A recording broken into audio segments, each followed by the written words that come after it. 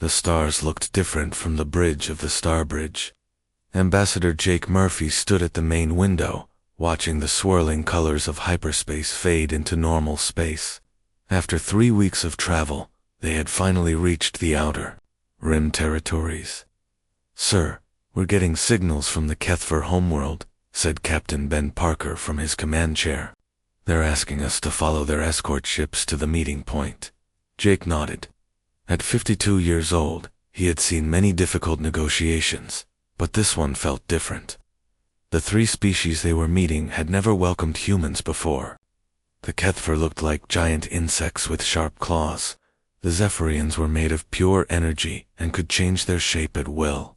The Morvac were half machine, half organic beings that thought like computers. Together, these 3 species called themselves the Purity Alliance.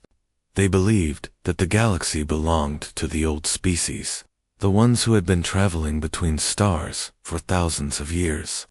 Humans had only been in space for a few hundred years, which made them newcomers in galactic terms.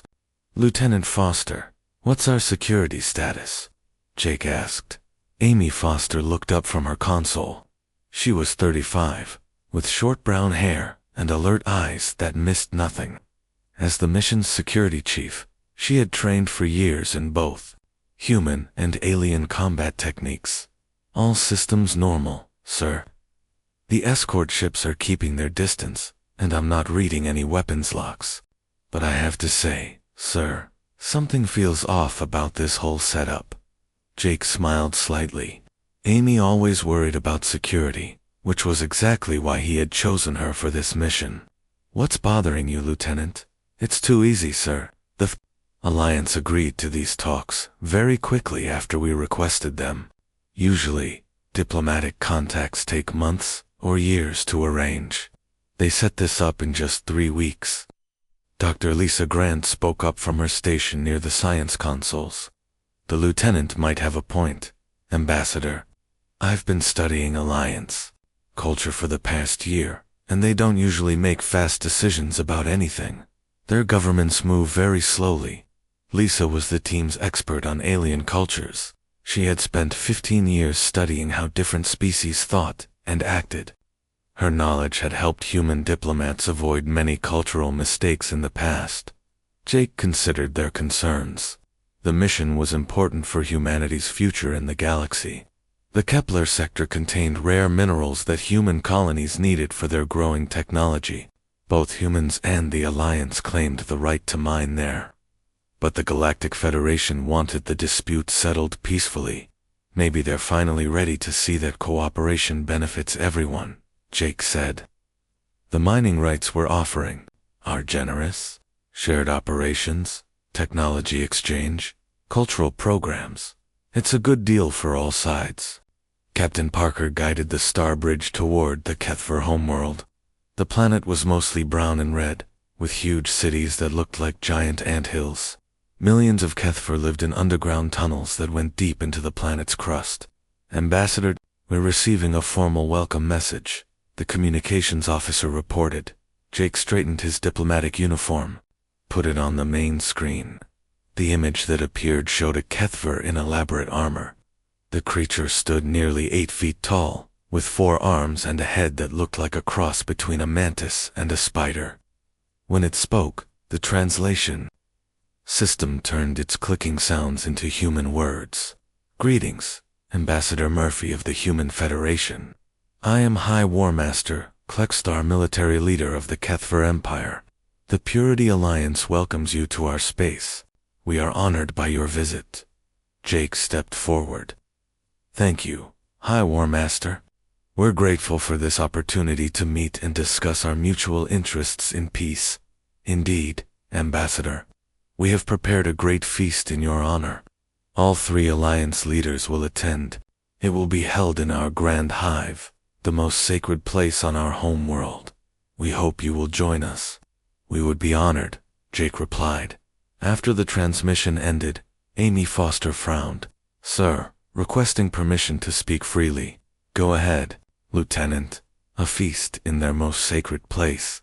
That's either a great honor or a perfect trap." In Kethver culture, The Grand Hive is where they hold their most important ceremonies. It's also where they execute their enemies. Dr. Grant checked her cultural database. She's right, Ambassador. The Grand Hive has been used for both purposes throughout their history, but refusing the invitation would be a terrible insult. It might end the negotiations before they start. Jake looked out at the approaching planet. Thousands of years of human history had taught his species many lessons about risk and reward. Sometimes you had to take chances to achieve peace. We'll attend the feast, he decided, but we'll take precautions. Captain Parker, I want full communication links with our ship at all times. Lieutenant Foster, you and your team will be armed, but keep your weapons concealed. Dr. Grant, brief everyone on proper behavior for the ceremony.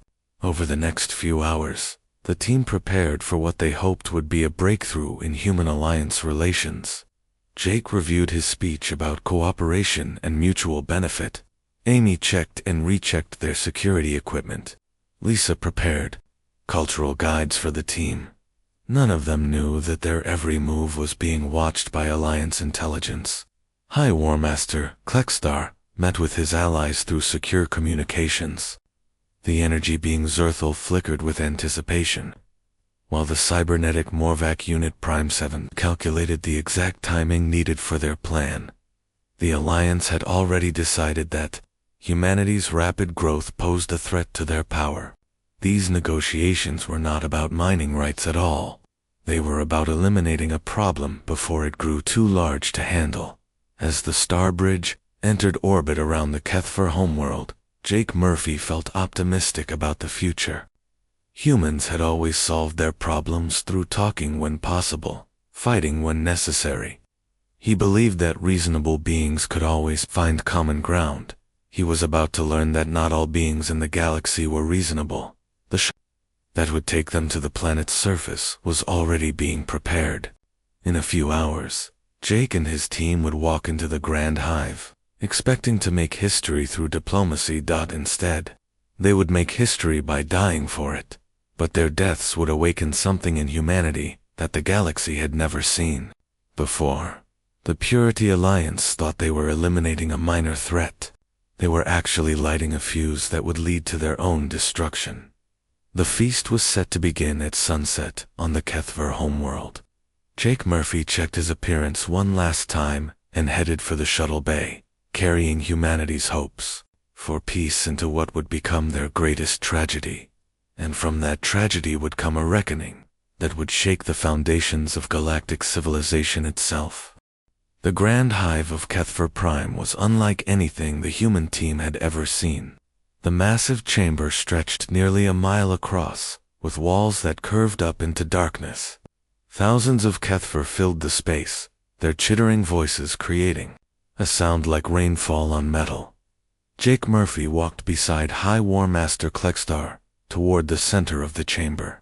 The ceremonial table was carved from a single piece of black stone, surrounded by seats designed for different alien body types. Amy Foster stayed close behind, her eyes constantly scanning the crowd for threats.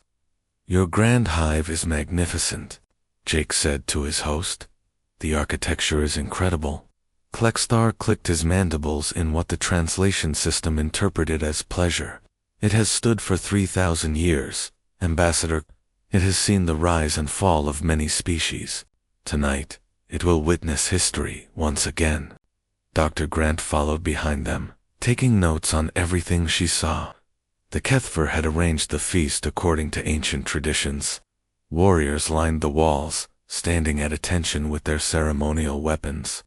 Energy patterns danced overhead, as Zephyrian guests added their own light to the celebration. At the far end of the chamber, a group of Morvac representatives stood perfectly still. Their cybernetic implants glowed softly in the dim light. Unit Prime 7, their leader, processed millions of calculations per second as it watched the humans approach. Ambassador Murphy, a voice said from nearby. Jake turned to see a shifting column of blue energy that sparkled like electricity. I am Zerthiel of the Zephyrian Collective. We are pleased to finally meet the humans we have heard so much about. The pleasure is ours, Jake replied. We hope this meeting will lead to a new era of cooperation between our peoples. The energy being pulsed brighter. Indeed, new eras often begin with ... dramatic events. Amy Foster noticed something odd about the way Zarthel spoke. The translation seemed delayed, as if the energy being was choosing its words very carefully. She made a mental note to mention it in her security report. As they reached the ceremonial table, High War Master Klextar gestured for the humans to take their places. Jake sat in the center, with Amy to his right and Dr. Grant to his left. Captain Parker and 2 other crew members from the Starbridge took positions nearby. Before we begin the feast, Klextar announced, let us observe the traditional moment of silence for all those who have traveled between the stars and found their final rest among them. The entire chamber fell quiet. Jake bowed his head respectfully, thinking of all the explorers and diplomats who had died trying to bring peace to the galaxy. He hoped his mission would honor their memory. What he didn't see was Zorthiel moving into position above the chamber. The energy being had spent weeks preparing for this moment. With careful precision, it began to release an invisible electromagnetic pulse that would disable all human recording equipment. Amy Foster felt her communication device go dead first, then her weapon scanners failed. She looked at her watch and saw the display flickering. Sir, she whispered to Jake, we're having technical problems. But Jake was standing up to give his speech. He had spent days writing these words, hoping they would convince the Alliance that humans wanted partnership, not domination. Friends and honored guests, Jake began, we gather tonight not as strangers, but as fellow travelers in the vast ocean of space. Humanity comes before you with open hands and peaceful hearts. Around the chamber, Kethber warriors began moving closer to the walls. Their movements looked like part of the ceremony, but Amy Foster recognized military positioning. When she saw it, her training kicked in as she realized they were being surrounded. We offer shared mining operations in the Kepler sector, Jake continued. We offer technology exchange that will benefit all our species. We offer cultural programs that will help us understand each other better. Most importantly, we offer friendship. High War Master Klextar stood up from his seat. Ambassador Murphy, your words are ... touching, but words are like stars. They shine brightly, but they can also burn out and die. Jake paused, sensing that something had changed in the chamber's atmosphere. The chittering of the Kethver crowd had stopped. Even the Zephyrian light displays had dimmed. I'm not sure I understand, Jake said carefully. You will, Klextar replied. He raised one of his 4 arms, and suddenly the chamber exploded into motion. Amy Foster drew her concealed weapon, but Kethver warriors were already moving. They had planned this attack perfectly, using their knowledge of the Grand Hive's layout to position themselves for maximum effectiveness. Get down, Amy shouted to Jake, but it was too late. Zerthal released the bioweapon from above. It was invisible, odorless, and designed specifically to target human biology. The weapon had been created by combining Kethver military science with Zephyrian energy manipulation and Morvac precision engineering. Jake Murphy felt a sharp pain in his chest. For a moment, he thought he was having a heart attack from stress. Then he realized the truth as his vision began to blur. Amy, he gasped, get the others out of here. But Amy Foster was fighting for her life. 3 Kethver warriors attacked her at once, their claws slashing through the air. She managed to drop 2 of them with precise shots, but more kept coming. Her military training had prepared her for combat, but not for fighting dozens of enemies at once in an enclosed space. Dr. Grant tried to activate her emergency beacon, the device that would send a distress signal back to human space. Her fingers found the hidden switch just as a Kethver warrior reached her position. She pressed it as hard as she could, hoping the signal would get through despite the electromagnetic interference. The beacon sparked to life for just 3 seconds before being destroyed. In that brief time, it transmitted a compressed data packet containing biosignatures, partial audio recordings, and Dr. Grant's analysis of what was happening. Captain Parker's voice crackled through the failing communication system.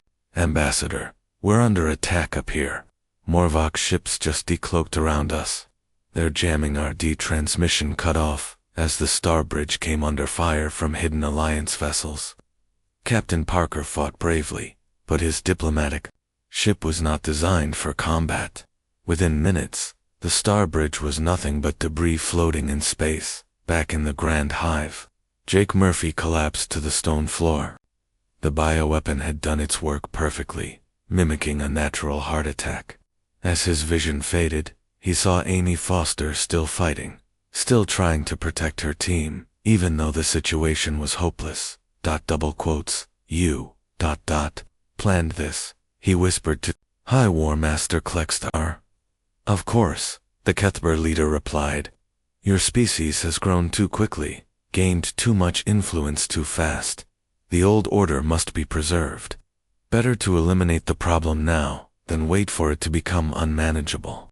Jake's last thought was of Earth, of the family he would never see again, and of the message he hoped Dr. Grant had managed to send. If humanity learned the truth about what happened here, they would not let it go unpunished. Unit Prime 7 approached Klextar as the last human resistance ended. The operation is complete, the Morvac said in its emotionless voice. All human personnel have been eliminated. Their ship has been destroyed. The evidence has been prepared. Excellent, Klextar replied. What story will we tell the Galactic Federation? A tragic accident, Prime 7 explained. Human technology failed catastrophically. Their ship's engines overloaded, causing an explosion that killed everyone aboard. We have fabricated sensor data to support this narrative. Zerthel flickered down from the ceiling. The electromagnetic pulse has been timed perfectly. It will appear that the explosion caused all their equipment to fail at once. No one will suspect murder. The 3 Alliance leaders looked down at Jake Murphy's body. To them, he was just another obstacle that had been removed. They had no idea that they had just signed their own death warrants. Dr. Grant's emergency beacon had transmitted just enough data to a hidden human listening post 3 light-years away. The post was disguised as a mining station, but it was actually an intelligence-gathering facility. Within hours, the data would be on its way to Earth, and when Earth learned that their ambassador had been murdered, when they discovered that the peaceful mission had been a trap, humanity would remember why they had conquered their homeworld in the first place. The Purity Alliance thought they had eliminated a threat. Instead, they had awakened a sleeping giant that would not rest until justice was done. The galaxy was about to learn that humans had not reached the stars. Through kindness alone, they had reached them by being the most dangerous predators their world had ever produced. And now those predators had been given a reason to hunt. The message reached Earth on a Tuesday morning. General Kate Sullivan was reviewing training reports when her aide rushed into her office with a priority communication from deep space. Ma'am, you need to see this immediately, the aide said, his face pale. It's from Listening Post 7 in the Outer Rim. Kate took the datapad and read the preliminary report. Her coffee cup slipped from her fingers and shattered on the floor. Ambassador Jake Murphy was dead. The entire diplomatic mission had been wiped out. Get me Admiral Thompson and Director Watson, she ordered. Emergency meeting in the secure conference room. Now, within an hour. Earth's top military and intelligence leaders were gathered around a table in the most secure room in human command. Admiral Chris Thompson arrived from the orbital defense stations. Director Paul Watson came from the intelligence service headquarters. Show them the data, Kate said to her aide. The wall screen lit up with Dr. Grant's final transmission. The audio was broken and filled with static, but the message was clear enough. Emergency. Under attack. Not accident. Alliance planned. Assassination. Director Watson's face grew grim as he studied the biosignature readings. The weapon signature matches Kethver military toxins. This bioweapon was specifically designed to kill humans while looking like natural heart failure. Admiral Thompson slammed his fist on the table. Those bastards invited Jake to a peace conference just to murder him. Kate stared at the incomplete recording of the attack. She had known Jake Murphy for 20 years. They had served together during the colony wars, when humanity was still learning how to fight in space. Jake had always believed that talking was better than shooting. "What about the official story?" she asked Watson. "The Alliance is claiming it was a mechanical failure," Watson replied. "They say the Starbridge's engines overloaded and caused a massive explosion. They've even provided sensor data to the Galactic Federation to prove it." "Fake data," Kate said. "It wasn't a question. Obviously, but very good fake data. If we didn't have Dr. Grant's transmission, we might have believed it ourselves." Admiral Thompson pulled up star charts on the side screen. "What's our response capability in that sector?" "Officially, almost nothing," Kate replied. "We have a few trade ships in the listening post, but—" She paused, thinking about conversations that had happened in rooms like this one. Meetings that were never officially recorded. "Paul, activate Ghost Protocol. I want Captain Rodriguez and her team to get us more evidence." Director Watson nodded. "The Ghost Runner is already in hyperspace. Nina should reach the Outer Rim in 72 hours. The Ghost Runner was humanity's most advanced stealth ship. Officially, it didn't exist. Captain Nina Rodriguez had handpicked her crew from the best intelligence operatives in human space. Their job was to go places where humanity wasn't supposed to be and find out things other species didn't want them to know." "What about the Federation?" Admiral Thompson asked. "Do they suspect anything?" "Not yet," Watson replied. "The Alliance has a lot of influence with the older species. Many of them already think humans are too aggressive and grow too fast. This accident fits their existing prejudices." Kate studied the star maps, thinking about what Jake would have wanted. He had always said that the truth was more important than politics. "We need proof. Real, undeniable proof that the Alliance murdered our people." Over the next 3 days, more intelligence arrived from the Outer Rim. The Ghost Runner reported that Alliance fleets were moving into new positions throughout their territory. Morvac ships were establishing defensive networks around key systems. Zephyrian energy signatures were detected near several human colonies. "They're preparing for something," Captain Rodriguez reported during a secure transmission. "This wasn't just about killing Jake. It's part of a larger plan." Director Watson's teams worked around the clock to decode intercepted Alliance communications. What they found was worse than anyone had expected. The assassination was just Phase 1, Watson explained to the assembled leaders. Phase 2 is a propaganda campaign to turn the Federation against us. They're spreading stories that human technology is dangerous and unstable. "In Phase 3, Kate asked, though she already suspected the answer. "Military action. They're planning to attack our outer colonies while claiming it's a defensive response to our aggressive expansion." Admiral Thompson brought up deployment charts. "How long do we have? Based on their fleet movements? Maybe 2 weeks? They want to hit us before we can respond to the ambassador's death." Kate stood up and walked to the window overlooking Earth's capital. Millions of people went about their daily lives, unaware that their species was about to face its greatest threat since leaving their homeworld. "They think we're soft," she said quietly. "They see our diplomats and traders and think that's all we are. They don't understand what we had to become to survive on Earth." She turned back to face the room. "Jake believed in peace. He died trying to achieve it. But there's another side to humanity that these aliens have never seen." Admiral Thompson smiled grimly. "The side that conquered a planet full of predators." "Exactly. Paul, I want full intelligence on every Alliance world, every ship, every military installation. Chris, begin activating the reserve fleets.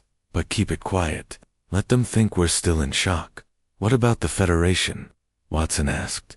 Do we tell them the truth? Kate considered this carefully. The Galactic Federation tried to stay neutral in conflicts between member species. But if they sided with the Alliance, humanity would face the combined might of hundreds of worlds. Not yet. First we get proof that even the Federation can't ignore. Then we show them what happens when someone murders human diplomats. Captain Rodriguez's next report contained exactly what they needed. The Ghost Runner had infiltrated Alliance communication networks and recorded High War Master Klextar discussing the assassination with his co-conspirators. We have video of them planning Jake's murder, Rodriguez reported. Full audio of them admitting they faked the accident, and intelligence on their planned attacks against our colonies. Director Watson smiled for the first time in days. That should be enough proof for anyone. But Admiral Thompson was studying something else on his screens. Kate, take a look at this. The Alliance isn't just targeting us. They've been pressuring other newer species as well. The Centauri Republic has lost 3 trade missions in the past year. The Vegan Alliance has had several accidents near Alliance space. Kate felt a cold anger building in her chest. They're systematically eliminating any species that might challenge their control. And we were next on the list, Watson added. Jake's mission wasn't about mining rights at all. It was about removing humanity before we became too powerful to stop. The room fell silent as everyone understood the implications. This wasn't just about revenge for Jake Murphy's death. It was about the survival of human civilization. All right, Kate said finally. They wanted to see what humanity is really capable of. Let's show them. She activated the secure communication system that connected to every human military base, every colony defense force, every ship in the human fleet. This is General Sullivan. Authorization code, Alpha 77. Activate Operation Reckoning. All units, prepare for war. Across human space, bases that looked like civilian installations suddenly revealed their true nature. Trade ships opened hidden weapon bays.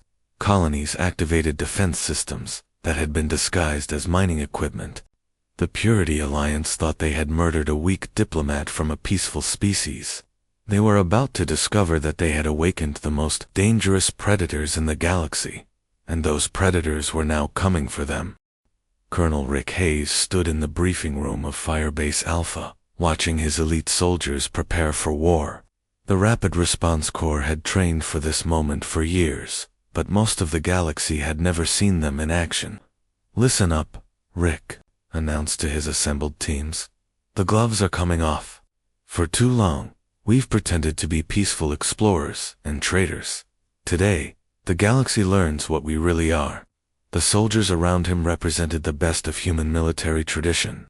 They were descendants of warriors who had fought in every major conflict in human history. Marines, special forces, pilots, and technicians who had trained for large-scale interstellar warfare. Dr. Sam Clark activated the holographic displays showing new weapon systems. Project Prometheus is now fully operational, he announced. We've been developing these systems for 15 years, but this is their first real deployment. The weapons on display would have shocked the peaceful species of the Federation. Kinetic bombardment platforms that could destroy cities from orbit. Adaptive AI systems that learned enemy tactics in real time. Ships designed not for exploration, but for extended combat operations in hostile space. The Alliance thinks human technology is primitive, Sam continued. They're about to learn that we've been hiding our true capabilities. Commander Julie Brooks stepped forward from the intelligence section. PsyOps teams are already in position throughout Alliance space. We've been broadcasting carefully crafted messages to their populations, revealing the truth about the assassination. The Psychological Warfare Division had studied every Alliance species for years. They knew exactly how to turn the Alliance's own people against their leaders.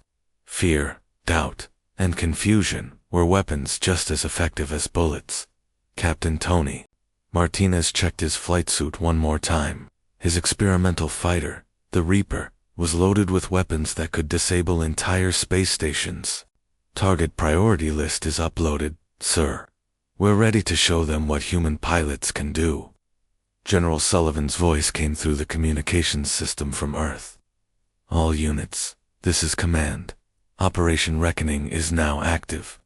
The galaxy wanted to see humanity's true nature. Let's give them a demonstration they'll never forget. Across human space, the transformation began. Trade stations revealed themselves as military bases. Merchant ships opened hidden weapon bays. Colonies that had seemed defenseless suddenly bristled with defensive systems. The Galaxy Watch Federation had been monitoring human activity for years, but they had been watching the wrong things.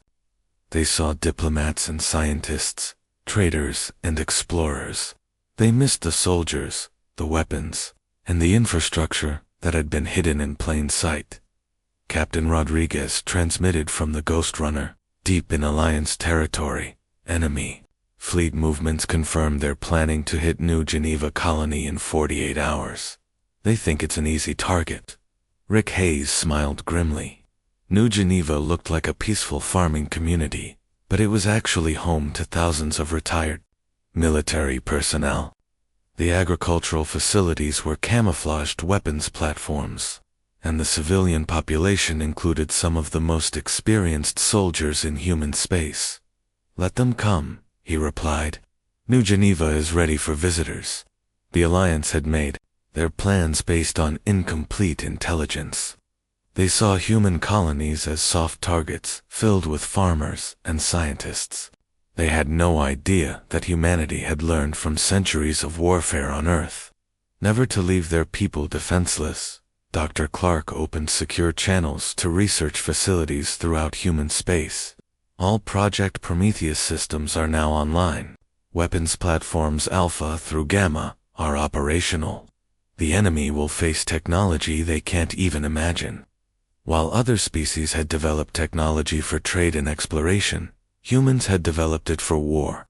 Every advance in human science had military applications. Every human ship, no matter how peaceful it looked, carried weapons. Commander Brooks monitored intelligence reports from across the galaxy. Alliance communications are showing increasing panic. They're starting to realize that their intelligence about human capabilities was completely wrong. The Morvac, with their computer-like minds, were the first to understand the scope of their mistake. Their calculations had been based on observing human civilian activities. They had never seen humanity's military potential, because humans had been careful to keep it hidden. Unit Prime 7 processed millions of data points per second, recalculating the odds of Alliance victory. The numbers were getting worse with every report. Human fleets were emerging from hyperspace around Alliance worlds, appearing in systems where no human ships were supposed to exist. High War Master Klextar received reports that human intelligence operatives had infiltrated his homeworld. Somehow the humans had mapped every important facility on Kethver Prime. They knew where his bunkers were, where his weapons were stored, even where his family lived. How is this possible? He demanded. Our security is perfect. His intelligence. Chief clicked nervously. Sir, it appears the humans have been gathering information for years. Their trade missions included spy operations we never detected. Zerthal flickered with agitation as Zephyrian energy networks reported human ships using technology that shouldn't exist. Their vessels can track us in higher dimensions, the energy being reported to its collective. We cannot hide from them as we planned. The Alliance leaders held emergency meetings, trying to understand how their careful plans had fallen apart so quickly. They had expected to face a few lightly armed human ships. Instead, they were looking at a military force that seemed to appear from nowhere. Captain Martinez led the first strike mission, using fighters so advanced that Alliance sensors couldn't track them properly. The Reaper and its squadron disabled monitoring stations throughout Alliance space, leaving their enemies blind and confused. Targets neutralized, Tony reported. Enemy communication networks are down. They can't coordinate their defense. The surgical precision of the attacks terrified Alliance military commanders. Human forces struck only military targets, avoiding civilian casualties completely. But the message was clear. Humanity could reach any target they chose, anywhere in Alliance space. Rick Hayes studied battle reports coming in from across the front. Phase 1 complete. All Alliance military communications are severed. Phase 2 is ready to begin. General Sullivan's final transmission came through the secure channels. All units, you have 72 hours to demonstrate human military capabilities to the Alliance. After that, we deliver our ultimatum. The galaxy watched in shock as human fleets emerged from what everyone had thought were simple trade routes. The Federation realized that humanity had been quietly building military infrastructure throughout known space, hidden within their merchant and diplomatic networks. Species that had dismissed humans as newcomers suddenly understood that they were looking at the descendants of Earth's apex predators, a species that had survived ice ages, plagues, and global wars, not through luck, but by being better at violence than anything else their world had produced. The Alliance had thought they were eliminating a minor threat. Instead, they had awakened something that would reshape the balance of power in the galaxy forever, and the awakening was just beginning. The ultimatum arrived at Alliance headquarters exactly 72 hours after the first human strikes. High War Master Klextar read the message with growing horror, while his allies listened through secure communications. To the Purity Alliance, the message began. You have 72 hours to surrender those responsible for the assassination of Ambassador Jake Murphy and his diplomatic team. Failure to comply will result in the complete military defeat of your alliance. This is your only warning, humanity. Klextar threw the datapad across his command center. They dare threaten us. We outnumber their fleets 10-1. But Unit Prime 7 had been running calculations for 3 days straight. War Master, our numerical advantage may not matter. Human tactical capabilities exceed all projections. They have neutralized 40% of our communication networks, with 0 casualties. Zarthal flickered weakly from the conference screen. The energy being's usual confidence had faded. My people cannot hide from their weapons. They have technology that affects us even in higher dimensional space. This should not be possible. It doesn't matter, Klextar snarled. We proceed with the attack on New Geneva. Once we destroy their colony, they'll understand who rules this sector. The Alliance fleet that approached New Geneva was massive. 300 ships from all 3 Alliance species, armed with their most powerful weapons. To them, the human colony looked defenseless. A few orbital platforms, some civilian traffic, and a population of farmers and scientists. Major Kelly Zhang watched the enemy fleet approach from her command post, hidden beneath New Geneva's main agricultural center. Around her, thousands of civilian colonists prepared weapons that had been disguised as farming equipment. All units, this is Overwatch, she announced. The enemy is walking into our trap. Remember, we're not just defending our home. We're showing the galaxy what happens when you murder human diplomats.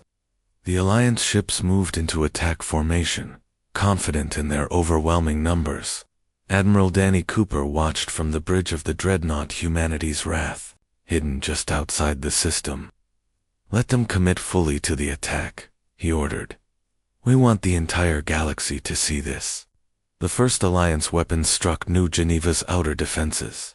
What they thought were simple shield generators suddenly revealed themselves as advanced military systems. The farming platforms opened up to reveal missile batteries and energy weapons. But the real surprise came from the colonists themselves. These weren't helpless civilians. They were retired military personnel, veterans of humanity's expansion, wars, experts in ground combat, who had been pretending to be farmers. Major Zhang led the ground defense personally. Her troops used tactics that combined human special forces training with technology the Alliance had never seen. They moved like ghosts through terrain they knew perfectly, striking enemy landing forces with devastating precision. Enemy ground. Forces are routed, she reported. They weren't expecting resistance from the civilian population. Above the planet, the space battle was turning into a disaster for the Alliance. Their ships were designed for fighting other Alliance species, beings who followed predictable patterns and honored traditional combat rules. Humans fought differently. They used tricks, traps, and tactics that the Alliance couldn't understand. Human ships appeared from impossible angles, struck with weapons that ignored conventional defenses, and disappeared before the enemy could respond. Captain Steve Miller commanded the Humanity's Wrath as it emerged from hyperspace directly behind the Alliance formation.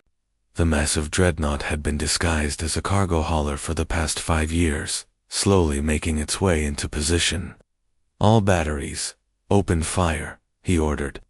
"Target their command ships first."